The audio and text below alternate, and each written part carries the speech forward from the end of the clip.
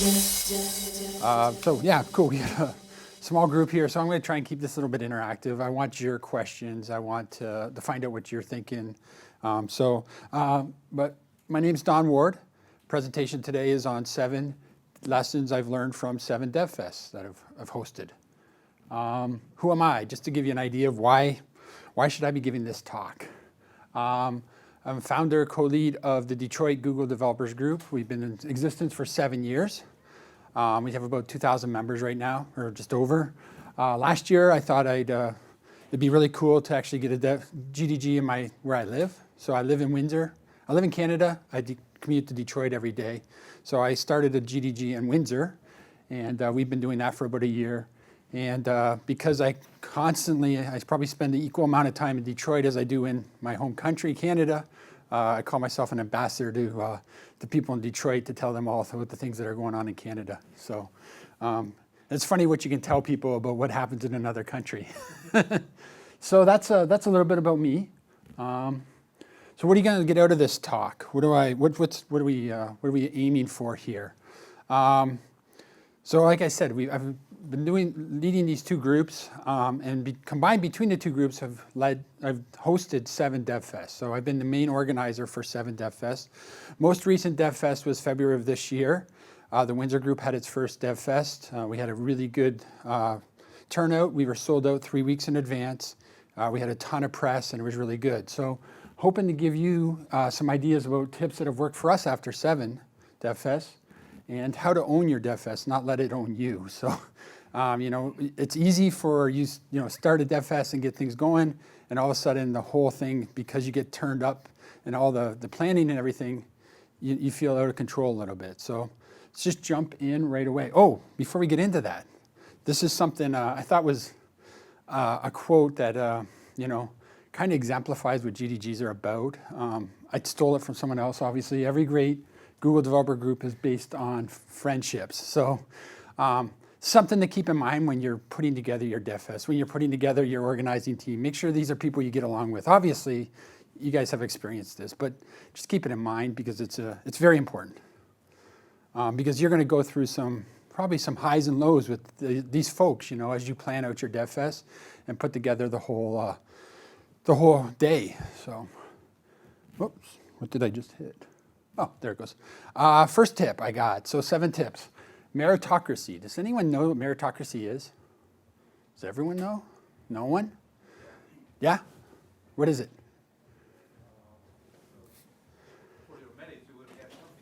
Yeah. It's based on your merit, so the ASF way. So here it is. The Apache Software Foundation, if you guys have heard of the Apache Software Foundation, they're responsible for the web server, a ton of software out there. This is how they run who gets to commit what, who gets to have their voice heard in their software foundation. Basically, the quote is, when the group felt that a person had earned the merit to be part of the development community, they granted direct access to the code repository. That basic principle is meritocracy. So it's basically you get your voice, the louder your voice is heard based on the merit that you've earned. So the more you've put in to events during the year, the more you've put into DevFest, that's how we kind of determine who gets to decide what, where the critical decisions are for DevFest. And that's kind of how we've been running some of our DevFests. For instance, the Windsor DevFest got a new organizer that's really, really excited about helping out. And we're kind of like easing into it because it's like, okay, we gotta feel that you're actually, bringing something to this, so that when we have the DevFest, we can rely on you to know that you're gonna bring it. So that's one tip that we found is valuable, like meritocracy, the whole idea of, your voice comes down to how much merit you brought to the table. Next tip, become one with the attendee mindset. So, oops, just one moment here. My work VPN decided it wanted to get me out of it. So this comes down to knowing your true north. So I call it your true north, but it's knowing what your attendees are expecting. So think of this: when you're you guys go to a ton of conferences, I'm sure, or you go to some conferences. Think back to the last conference you went to. What was the coolest thing you took away from it? What was something you remember about it? If you're going to tell your friend and they say, hey, I want to go to that conference, what are you going to tell them about it that convinced them to go? That's what you want to take, and you want to put that stuff in your DevFest. That's what you want. 9 months down the road, you want people thinking about your DevFest that attended it, and they've got these things in mind. Oh, it was really cool. They had some awesome speakers. Oh, the prize giveaway was amazing, you know. Had a lot of fun checking out AR, stuff like that. That's what you want. So think of your DevFest. When you plan it, think through your attendees' mindset. Also, frame every decision. So if you're deciding, I'm going to have this talk, I'm going to have this track, frame it from their perspective. What am I going to get out of this? You know, does it matter? Does this matter? Why would I go to that? And it comes down to your community too. It's interesting, the Windsor group that I lead, the software development community in Windsor is not that mature. It hasn't really gotten into, like, there's not a lot of big companies, tech companies or anything of that sort. But the college and the university there are always jumping at the bit to do anything that's related to technology. So knowing that, that's something that when we set up our DevFest, our next DevFest, which is going to be in October for the Windsor group, we're going to frame a lot of those decisions around what makes sense for that audience. Why would I want to, you know, what will work for the university and the college? And then ask them. That's the other thing. And this is something I haven't done so well.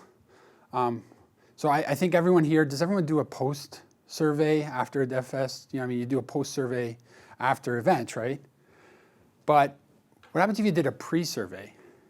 You reach out and you say, hey, my community, what do you think would be great at a DevFest? What do you think would be really cool? What would get you to come and spend $10 or come for free or whatever and come out for the day? Because you do that, and if you follow what they just give you, they give you that valuable feedback. For one, you've already got attendees that you're guaranteed are going to be showing up, and they're going to be, you know, they're going to be fans of what you're doing. So something I'm going to do it with my next one, but actually trying to get a pre-survey out there to find out more about what the community wants. I mean, we know our communities, but when you put in a big conference like or a DevFest in a big day, getting that up front, you know, that's helpful. So next up, speakers need a nudge. So does anyone, can anyone relate with me here? Or a gentle push. So this is maybe, I might have lived this before, I might have done this before, but this is what I think of most speakers, how they do they prepare for a talk. They apply to speak, you know, it's 1 to 2 months out. Week before DevFest, they're like, what was I thinking? Like, was I really, you know, was I in my right mind when I applied? Night before, you know, open up Google Slides. Morning of, you know, finish that slide deck. I did this last one. I did this one 3 years ago at one of my DevFests. I was in the afternoon. I was in some of the sessions in the morning. I'm like, wow, that guy has got some really good stuff there. Oh, I'm going to steal that for my talk. So open up my slide deck, make the changes, add it, you know. So that's, you know, during your other sessions, you get ideas, you add those, edit your slide deck, and then, you know, present. And you're like, whew, I'm done. You know, great. So that's how most speakers, you know, new time speakers, maybe if they're not professional, that's, I think, how they do it. And as organizers, you want to help them, because this is not, in my experience, this is not a good thing. This is like, we are asking people to come out and publicly speak, which is, I think it ranks number 1 or 2 in terms of people's level of fear. Like, it's getting bit by a shark, maybe hit by lightning, and then public speaking. Like, it's up there. So how can you help them so that this is an enjoyable experience? And they want to come back, you know. They want to come back to your next DevFest. They want to do a monthly meeting with you.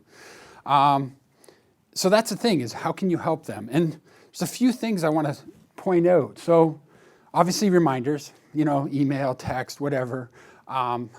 That's a kind of a given. But something they did for this Global Summit, which I found really useful, and I'm going to steal for our next DevFest, I hope, is they sent out a slide deck template. So they said, here's your slide, you know, here, grab stuff off of this slide deck template and use it to make your slides. It's themed, for one, so it also fits with your DevFest, and it's really cool. The other thing they did, and I know my company, we do this also with some of our professional conferences, is we do a walkthrough. So a week before, we take time and we actually walk through with every speaker their slide deck. And that gives them that confidence that they're going to succeed, they're going to enjoy the talk. Because an old thing, or a thing about speaking is, the speaker brings their energy, and if you don't bring the energy as a speaker, then your audience isn't going to feel it, because but your audience also wants you to succeed, right? Why would they be there if they weren't, spending their time? So make it easy for your speakers. That's the key here. The last thing is social media props. So, nothing better if you're a first-time speaker and all of a sudden you get that, the conference organizer props you out on Twitter, Facebook, whatever, LinkedIn, and says, it's awesome to have this person talking about this subject. It gives them a little bit of a nudge, hey, I better make sure I got my stuff ready. So just a few things, pointers there. Be picky with sponsors and partner with them. And I think that I've seen this at a few talks around here today. You guys probably have too. But I'll say this, relationships are a two-way street, not a highway and a bike path. So your sponsors shouldn't be outshadowing you. It's got to be a two-way street. It's got to be, both of you are the highway in this case, or the bike, whatever you want, whatever works for you. But that's what you want to do. Oops. So a few points about that. You want to be selective. I mean, it can be a luxury because it depends on your budget, but every time we ever try and get a sponsor for our DevFest, we don't go with 10 or 20. Maximum we've had is 3, 4, and we're pretty selective about them. These are companies that I'd be willing to, tell my friends about, tell them that there's great opportunities there. Set yourself up for that long-term relationship. And there's a few other things I'll tell you a little bit later about how you can do that, but you want that because they will also be your fans. So that company will be your fan in terms of, okay, we sponsored this, and their next event, we're gonna make sure we tell our employees, or they'll tell their employees. So, I wanna say hire and fire them, but that's what I'm saying. You can hire and fire them and make sure that, it fits with your brand, but that you're comfortable selling, or sharing what they do, and that they're in it for the long run. So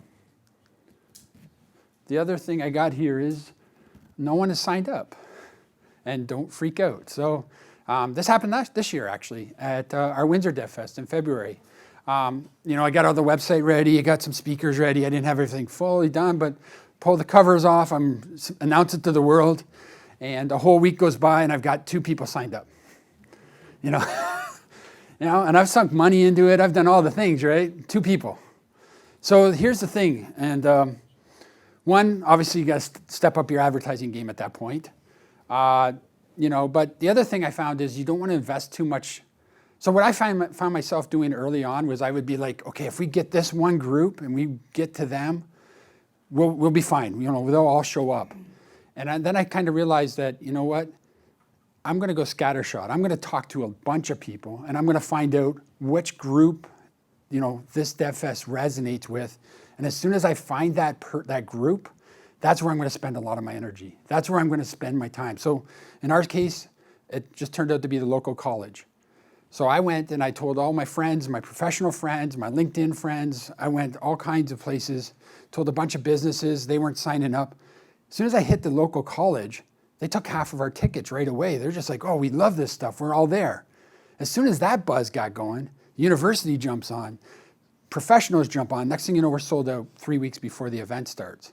So I think the key there, what I found is, you got to try a bunch of avenues, but you want to, once you find one, hammer it. That will help you get that buzz going. So, I do have a deck here. If you build it, they will come.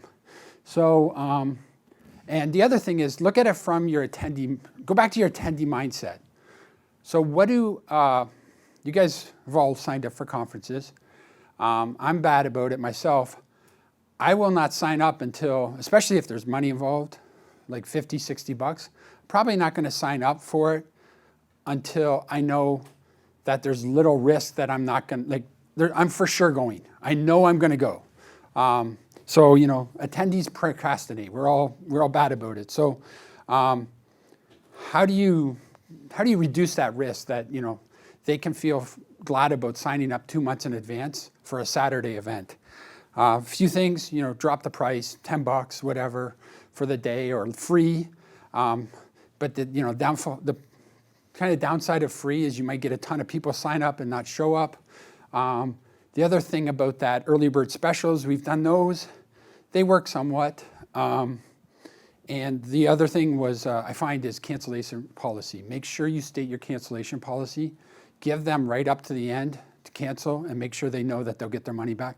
So you want to reassure your attendees that, you sign up, we're gonna, they don't have to worry about whether they can make it or not. It's kind of flexible. So that's what you want to do. And the other thing about that is, we even hold our registration open till the morning of. So I've had guys like, the DevFest starts at 9 o'clock, and they're buying their ticket at 8. So, and it's not a bad thing. Why not, right? Last thing, last speaking slot. No problem, we guarantee a crowd. So does anyone ever have this happen to them? Or because it's hard, because as an organizer, you go out and you say, hey, I want you to come speak in my event. And then you put them at the end of the day in the last speaking slot. And they're like, what's that going to look like? That, especially if it's a new speaker, you get into that thing where, hey, will I come back? Will I go back to speaking? So what we've done, this is something we hit on. Todd's here. He knows about this. We hit on this early on when we started doing DevFest. We hold our prize giveaway at the end of the day. And we make it known up front that if you're here at the end of the day, we're giving away $5,000 in prizes. And you have to be here with a ticket. You can't proxy in. And we do that. We get 90% of our people. They show up. They're there at the end of the day. That helps. That makes sure that people show up through those, every session of the day. Actually, and I brought some prizes, so we can give those out later. Some GDG Windsor stainless steel camp mugs. So, Todd, I owe you one too. The other thing, I haven't tried it, was I was thinking of last keynote. So setting up a keynote somewhere, one of your stronger keynotes, setting them up at the end of the day, because there's people that will just show up for that one speaker. I haven't tried it, but I'd be interested if you did. The other thing was after hours party. And the only thing that I've experienced with after hours party is if you get it, you always have to know that there's a certain group that want to go home at 5 o'clock to see the wife and the family. So they're not going to come to your after hours party, but there's going to be a group that will show up. So that's another way to keep them throughout the end of the day, and reassure your speakers that they will, they'll have a good group. Last thing I have here is thinking ahead. So, obviously document it. You want to get everything down in sheets. You want to get your budget down. You want to get everything that you did, so you can do it next time. That's kind of normal. The other thing, which I've only done it once, but I found it really useful, was we actually sat down as an organizing team. And I know one of the larger conferences in our region called Code Mash. They have 2,700 people. It's totally organizer run. It's a 3-day conference. Before the last day is done, the organizing team has done a retrospective. So the whole organizing team has sat down for 2 hours, and they've gone through and they said, this is what went well, this didn't go well, and this is what we're going to do about it next time. So it's fresh in their minds. So you might want to try that out. I mean, if you can afford the time to do it right at the end of the DevFest, so be it. But even, as soon as possible, because that stuff's fresh in your mind. So a retrospective is useful. The other thing is about a month later or 2 months later, do a social media blast. Hey, I love doing this. I'm looking forward to the next one or whatever event we have next, and I want to thank my sponsors. It keeps them engaged, and it keeps that tie. So you want to keep the buzz a little bit going there.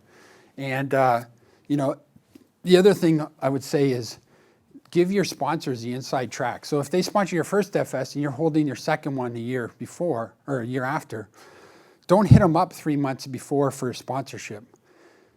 give them 6 months, give them 9 months notice. Say, listen, we're thinking about doing this.